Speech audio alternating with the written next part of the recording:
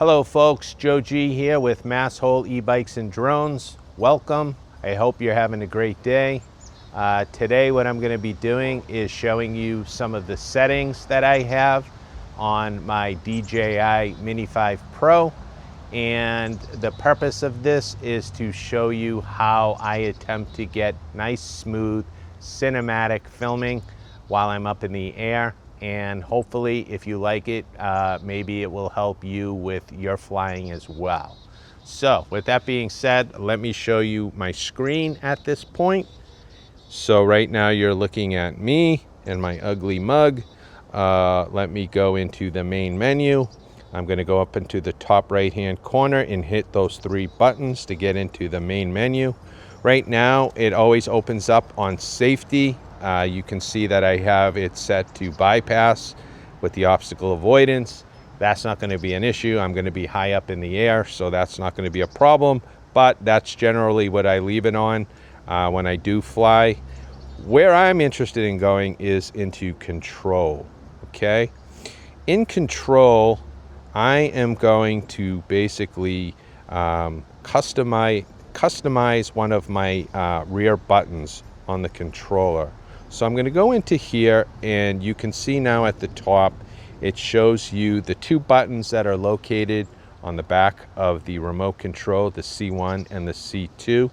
Okay, right now the C1 is set for recentered, tilt, down gimbal. I think that's the default, and I tend to leave it on that just because I like to be able to quickly have my camera point down real quickly when I'm landing, and then sometimes I also want it to quickly point up and be level, so I leave that one alone. It's the C2 button that I have adjusted.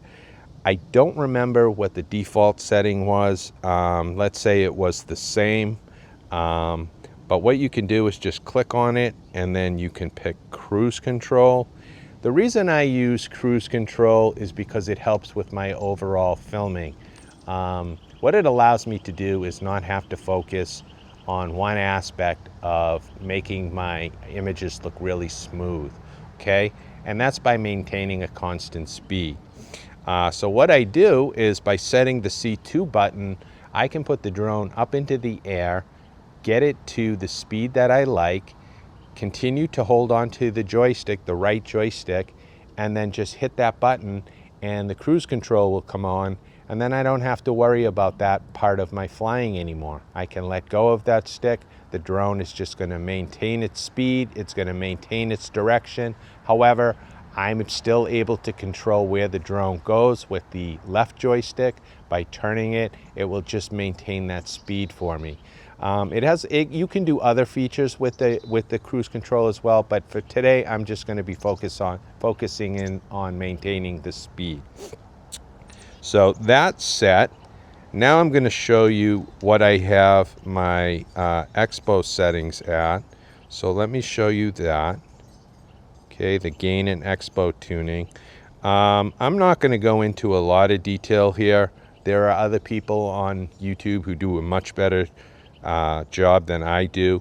But basically, if you look at my numbers and you look at that little graph that I have set, the way I have everything set is so that when I put pressure on the joysticks in the beginning, everything is very, very slow. Okay, and you can see that with the graph. It's a flat line on the x-axis.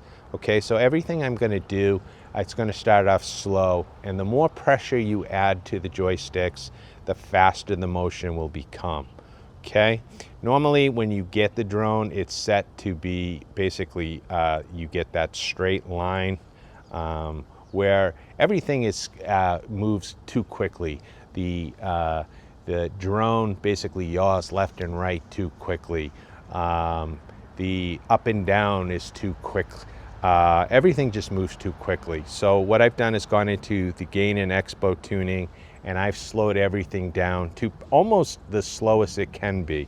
I think the lowest it can be is 0.1. I have it set to 0.15. Okay. I should note that this is in the cinematic mode, which I tend to use a lot. Okay.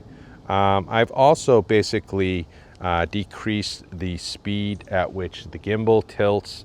I've almost, not quite, maximized the tilt smoothness. I think it can go up to 30. I have it set for 20.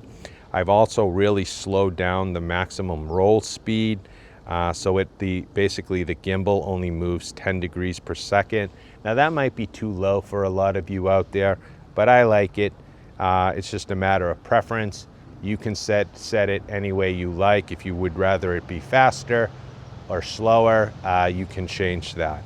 Okay, and then the smoothness, basically the higher it is when it's rotating, the smoother it will be.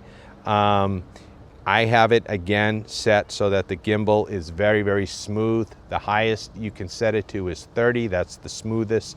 I have it set for 20, so that's on the high side as well.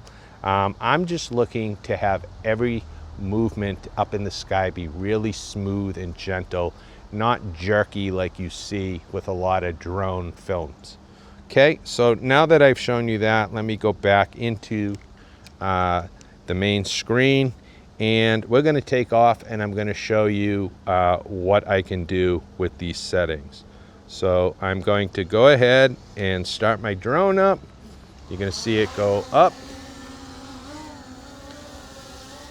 Okay. Again, I'm doing everything kind of slow here, I know. 21 feet. I think I have the voice disabled. Normally you'd hear it say home point center. It's found the home point. I have all of the noises shut off. It just annoys me. Now I'm going to go ahead and go up higher. I'm going to get up to about 150 feet. Okay, I shot way over that. So let me come back down just a little bit. Okay. That's good enough. Okay, so let's get that camera straightened out. Okay, that's what I'm talking about. Right now you can see I've got it pointed over at a little hill over there. I'm going to turn it around. I'm going to head for some of the farms that I like to film. Let's see. Let's head for my favorite. Let's head over to this farm right here. Okay. I'm going to lower my gimbal, my camera, okay, right about there. And now I'm going to start approaching, okay. And I'm going to get it up to the speed I like, maybe about 10 miles an hour or so. And now I've just hit the cruise control. And now you can see it's maintaining its speed at just about 11 miles an hour. Okay, now I can go ahead and do things like I can basically lower the gimbal and focus on the house there. Okay, like so. Okay, I can also do other things as well. I can put it back up here. Let's say I want to decide to turn and start heading for that hill that you saw. I can slowly have the drone turn. Again, it's maintaining that speed of about 11 miles per hour. Okay. There's one hill out there. That one's a little bit far away. I'm not going to go for that one. I'm going to keep turning it like so. And eventually we'll find the hill that I was looking at. Okay. Right now, if you look at the compass that I have showing in the bottom left-hand corner, you can see that you look at that little home icon, you can see that I'm currently pointed towards my drone. You can tell that because that little triangle that's on the home button is green, which means I'm pointed my antennas directly at the drone. As the drone moves, you'll see that turn blue. If I want to keep my antennas aligned with where my drone is located, I just have to turn my body a little bit and you'll see it turn back to green. Okay, so that's telling you that I've turned my body a little bit, and again, I've got my antennas pointed directly at the drone.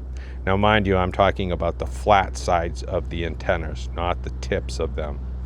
Okay, now that hill is probably a little bit higher than I have the drone set to. So as I approach it, I am going to start going up in elevation a little bit. So I'm going to push on the left joystick, push it up, and I'm going to slowly start to climb.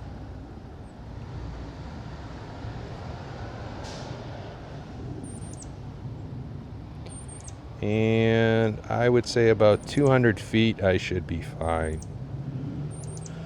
Okay, so now I'm heading towards that hill.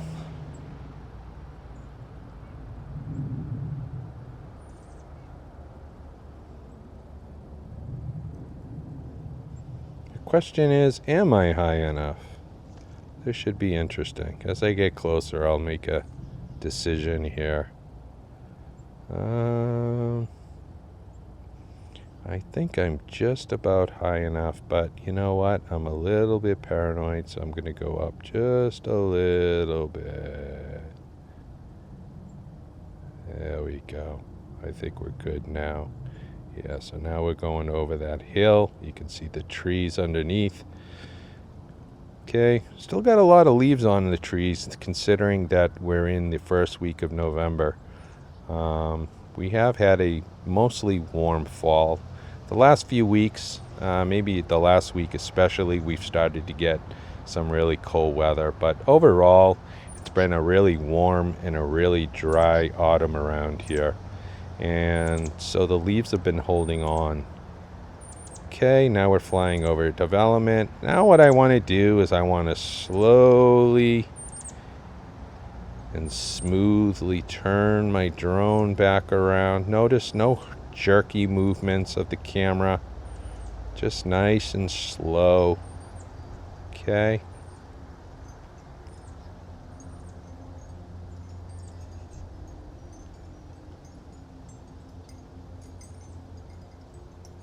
Okay, now if you look at that compass, you'll see that the horizon, the attitude, looks pretty good right now. It doesn't look too windy up there.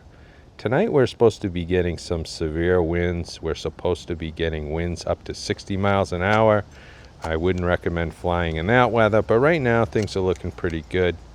Although just as I say that, the wind, a big gust comes along. Let's see if I can get myself pointed at the drone again. There we go. Every once in a while that little blue arrow goes crazy. I'm not really sure what that's about. Maybe if somebody knows better than me, they can tell me. But I believe I'm pointed straight at the drone. Okay, now the drone is heading home. If I look at the screen just to confirm that with the visual, it does look like it's heading back. Okay, but you'll notice that the speed is staying at a constant 11 miles per hour. I haven't had to touch the right joystick since I hit the cruise control. The drone is taking care of that. All I'm doing is controlling whether the drone turns left or right. I'm controlling the height, and I'm controlling the angle of the camera. So we are coming towards my home. I believe I can see my home. I can see that beautiful farm behind me. Okay. Now what I'm going to do is I'm going to go ahead and just say, okay, that was a good enough flight. Let's stop it right there. Let's hit the return to home button, and let's see how accurate our drone does at coming home on its own. Okay. So we've hit the return to home. The other thing you'll see that I have on my screen, if it's showing, it should be showing, is I've got the histogram, and you'll notice that it's basically highlighted in the middle of the histogram. I believe that's a good thing. It shows that the dynamics are right where they should be. It's not too dark, not too light. It's just where it should be. I should also note that the drone is in normal mode, and all the settings for the camera are on auto. I'm not doing any color profiling or anything like that. It's just in normal mode. So what you see is coming straight out of the drone. Okay, now you can see the drone coming down. Looks like it's dead on the money at the moment. This drone has been fantastic with the return to home. I don't know why it's saying that it's got an issue, but if you look at the compass, you'll see that it looks like it thinks it's encountering some obstacles off to its side. That's actually my porch, but that's about 10 feet away, so I'm not really sure why it thinks that that's an issue. I'm going to go ahead and just land it anyway. So down we go, and well, it actually missed. It's probably, I would say, it's got its front legs on the landing pad, but it did miss it probably by about a foot. So well, you can't win them all. Anyway, that's some of the settings that I have on my Mini 5 Pro. If you like the way that the film came out, maybe you could set it to something similar, but do whatever you like. Anyway, I am just trying to show you, as an amateur, as somebody who's not very good at flying the drone, some of the things that I've tweaked to try to make my overall filming experience look a little bit more professional, a little smoother, a little more cinematic. That's all I got for you today. If you liked this video, if you could do me a favor, if you could give me a thumbs up and maybe subscribe to my channel, I'd appreciate it. I am trying to grow the channel, and all the support I can get is really appreciated. Anyway, that's it. I'm Joe G. Hope you have a great day. Take care.